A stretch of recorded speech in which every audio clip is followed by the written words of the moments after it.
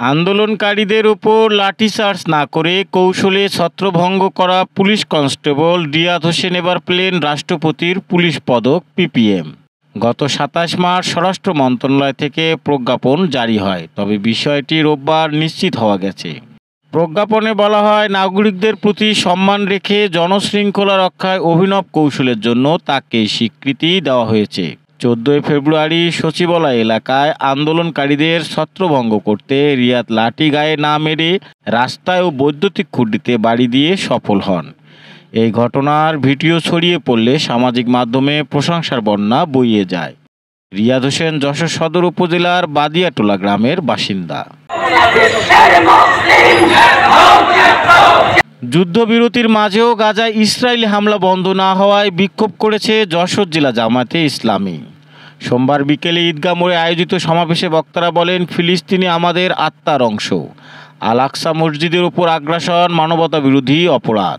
সমাবেশ শেষে অধ্যাপক গোলাম রসুলের নেতৃত্বে বিশাল মিছিল বের হয়, যা শহরের বিভিন্ন সড়ক প্রদক্ষিণ করে শেষ হয়।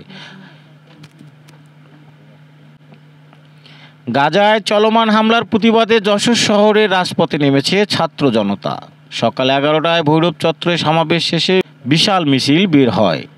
ফ্রি প্যালেস্টাইন, গণহত্যা বন্ধ করো, ইসরায়েল নিপাত যাক, এই স্লোগানে মুখরিত হয় পুরো শহর।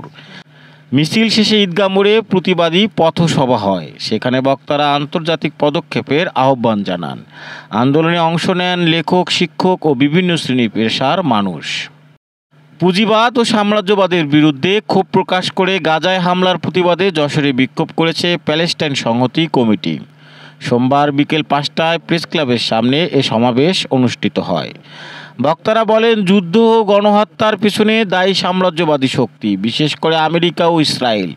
তারা আরও বলেন, মানবজাতির মুক্তির সমাজতন্ত্রেই নিহিত। সমাবেশ শেষে একটি বিক্ষোভ মিছিল শহরের বিভিন্ন সড়ক ঘুরে শেষ হয় চৌরাস্তায়। যশোর সদর উপজেলার চাষড়া পশ্চিম পাড়ায় অভিযান চালিয়ে ধারালো অস্ত্রসহ 3 জন সন্ত্রাসীকে আটক করেছে ডিবি পুলিশ। রোববার রাত 12:15টার দিকে অভিযান চালানো হয়। আটককৃতরা হলেন রিয়াজুল ইসলাম বাবু, মফিজুর রহমান ও ইয়াসির আরাফাত। তাদের কাছ থেকে 2টি গাছিদা ও 2টি রামদা উদ্ধার করা হয়।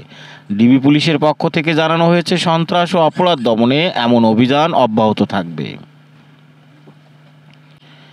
যশোর সদরের ব্যবসায়ী আব্দুল আজিজকে অপহরণ, মারধর ও লুটপাটের ঘটনায় 3 জনের বিরুদ্ধে আদালতে মামলা হয়েছে। গত 16 মার্চ 3 লাখ টাকা সহ তাকে অপহরণ করে মারধর করা হয় ও জোরপূর্বক স্টাম্পে সই নেয় অপহরণকারীরা। পরবর্তীতে তার বাড়িতে হামলা করে আরও 6 লাখ টাকা চাঁদা দাবি করে। থানায় অভিযোগ না নেওয়ায় আদালতে মামলা করা হয়। আদালত তদন্তের জন্য সিআইডিকে নির্দেশ দিয়েছেন। যশোর পুলেরহাটে দুর্ঘটনার পর এক মিনিবাসে আগুন দিয়ে পুড়িয়ে দেওয়ার ঘটনায় 5 জনের নাম উল্লেখ করে আদালতে মামলা করা হয়েছে। 3 মার্চ মিনিবাসের ধাক্কায় এক নারী ও তার বাবা নিহত হন। বিকেলে সংঘবদ্ধভাবে বাসটিতে আগুন লাগিয়ে দেয় অভিযুক্তরা। বাস মালিক এবিএম বদরুল আলম বাদী হয়ে মামলা করেন। আদালত বিষয়টি তদন্তের জন্য নির্দেশ দিয়েছেন। দেশ বিদেশের খবর সবার আগে জানতে ভিজিট করুন raddennews.net।